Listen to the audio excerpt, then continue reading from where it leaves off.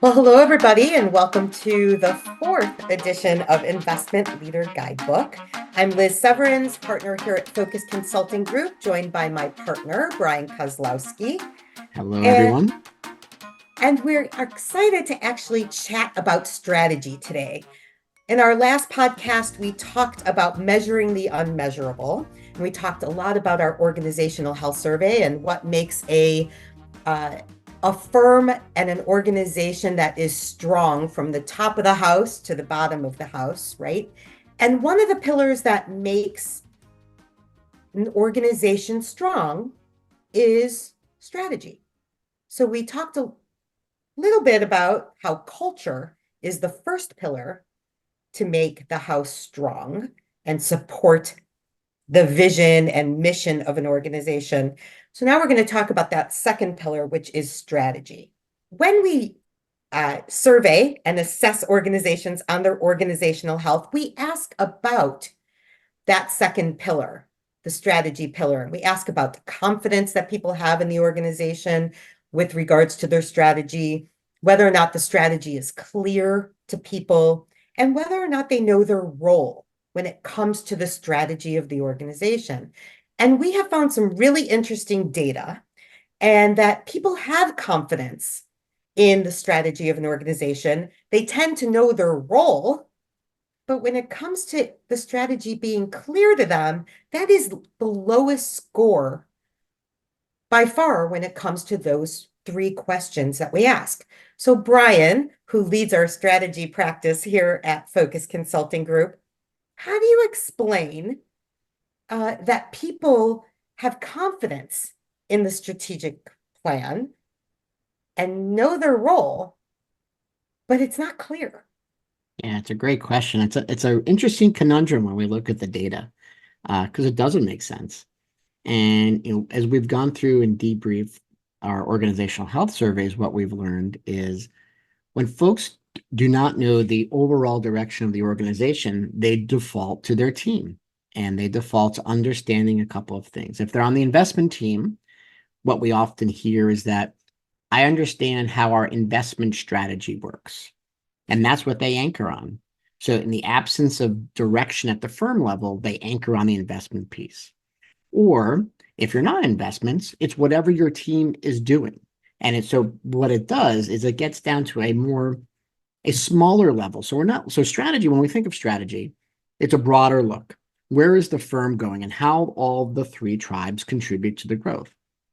Well, when that vision is not clear, folks then just put their head down and they focus on what they do day to day and make sure that's clear to them. What we hear from the data and we hear from the individuals we speak to is, I understand what my team does, and thus I'm very clear on what my team does, whether it be investments, whether it be marketing, whether it be operations, HR, whatever it happens to be. I understand how what I do ties back to the team, but then the link breaks. And when that link breaks, we lose some intrinsic motivation because as folks dive a little bit deeper, they start to question, all right, I get how what I'm doing impacts my team, but how does what my team does impact the firm?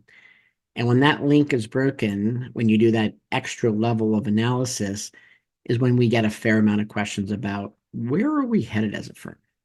So that's what we often see is in the absence of clarity on the firm level, folks hanker down into their own silo and understand and really try to understand how what they're doing impacts what their team is doing.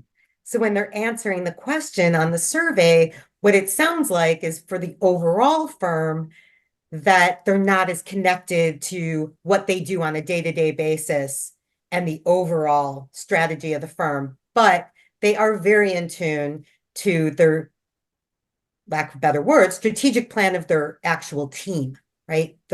And how they play into their team and how they function and perform. Correct. And when we think about it, we think about from a rewards perspective, and I think we're going to get here today, is when we think of our core principles of fair, transparent, and simple. The transparent one is extremely important, and it's the one when we do our analysis on the reward side, it's most often violated. And why is that? Because transparency is complicated because it actually has two pieces. It's the transparency of understanding how what I do ties to what the firm is doing and the direction the firm is trying to go. It's also the transparency of how what I do drives what my annual incentive income is. So there are two pieces to it, but it's an important one because in the absence of transparency, we find in our research and our conversations when doing rewards engagements, there's a direct link, high correlation to feelings of fairness. So if I don't understand those two pieces, so if I give transparency a low score, I'm likely going to give fairness a low score as well because it's unclear to me. So this conversation is really important because it's really beyond strategy. It goes down into all of the key elements of an organization and what keep people at a firm. Yeah, so it's interesting because when we look at the data, aside from strategy, there is this connection, even culturally, right, to your little family, which is your team, more so than the organization. We've never seen that so much as, COVID and post-pandemic, is that real connection to the team rather than the overall firm. But there's some consequences to people not feeling connected, right, to the organization and to strategy. You mentioned one of those, which is rewards. They don't understand the link between how a firm does and how that translates to how they are rewarded. What other areas do you see are impacted when people don't feel connected to strategy? Yeah, so Keith, our partner Keith Robinson, always uses this phrase, no one likes to come in and dig a hole and then fill it in at the end of the day. And without knowledge or strategy, sometimes that's how folks feel. So knowing strategy is an intrinsic motivator. I come in every day and I know exactly how what I do drives the success of the firm, no matter what role I'm in. I feel there is an unbelievable value in being able to connect those dots and being able to connect the dots in my progression within the organization. As I grow in the organization, the value I'm providing the firm continues to grow. So that's one of them. It's this intrinsic motivator that's super important for people to come in and feel a sense of ownership and not it's leadership's role or it's my colleague's role. We're all in this together. And that, going back to the other pillar of culture, is a key driver in culture. When you have a culture that really focuses on the opportunity across the firm, the value across the firm, there's a nice balance between the culture and the strategy. So one's an intrinsic motivator that I think is really important. And The that second, seems to be even more important nowadays in agreed. what we're seeing with, the type of people, the generations, the younger generation too, that are really making up our workforce and the importance of the top of the house, which is mission, right? Mhm. We talked about the pillars of culture and strategy, but the top of the house is mission and purpose. And that intrinsic motivator of feeling connected to mission and purpose, even more so now important for that strategy discussion. Absolutely agree. People want to come in and know that they're making a difference, which is the mission and the purpose. And they want to know how what they do in their day-to-day role every day helps to achieve that, helps the firm to get to where it wants to get to. So that's the first piece. I think it's that real intrinsic motivator that we probably haven't realized. The second piece of which is the collaboration across tribes or across teams. And if I know what we're doing and I know where we're going, I have a better chance of being clear about how other parts of the team of the firm are contributing to that goal. So if we're asked to collaborate, it's very clear why we're asked to collaborate. Or if I have more clarity on if a team is doing something that's interesting, I'm inclined to want to learn more about it because I'm interested in the greater goal. I know where we're going. I know how I'm contributing. I have a greater understanding of how you're contributing. And thus, it benefits me to know where we're going as an organization. The key part that's interesting there is having a sense of one firm. So what we hear often is, and we're hearing this a lot more, is whether it be hybrid or whether it be in the office or whether it be fully remote, we tend to focus more on our team than we do as the organization. And what strategy can do is it can be that glue that brings it together. Now, I'll stop with a caveat on that. The firm, and I'm pointing more at leadership when I say the firm, has to be A, very clear, and B, very committed to transparency and communication of the strategy. So we're often asked when we do a strategy assignment, a strategic planning assignment, how often should we be communicating this? And my answer is a little flippant. It's always. So the real answer is at a minimum quarterly, but really always. You should always be communicating your strategy, always helping folks to understand where the firm is going. And if that direction changes, being very clear about it and how that contribution, how what they're doing contributes to that strategy. When you get tired of saying it is when they're just starting to hear it. So you have to continually be able to draw those connections, because what does that do? It breaks down silos. It helps folks to understand different parts of the organization better. It helps folks to appreciate. So one of our focus fives, appreciate the value of the different parts of the organization. You get away from what we've heard. I don't know what they're doing. Well, it doesn't make it, or the worst, but I do not like to hear. It doesn't pertain to me. Words I do not like to hear when we're doing strategic planning, because everything pertains to everybody, because we're all driving towards the same goal. When we hear those words, it means the bonds of communication have broken down, and we have to reattach them. So that's the second. Yeah, and we see that in the organizational health survey data as well, right? When we look at belonging and connection, which is a real key block to measuring organizational health, is how people feel connected to other people. And we know from our data that people want more of that cross collaboration. That is another element of intrinsic motivation that's really important to organizations, and retaining your top talent is for people to feel that connection. Yeah, absolutely. And that, that's, again, we go back to the intrinsic motivator. We're going to talk about rewards, which is the third element.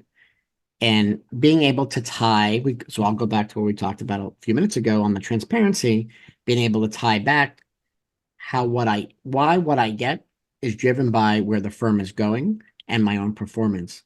So understanding whether the firm is doing well or not well helps me to appreciate the rewards I will get.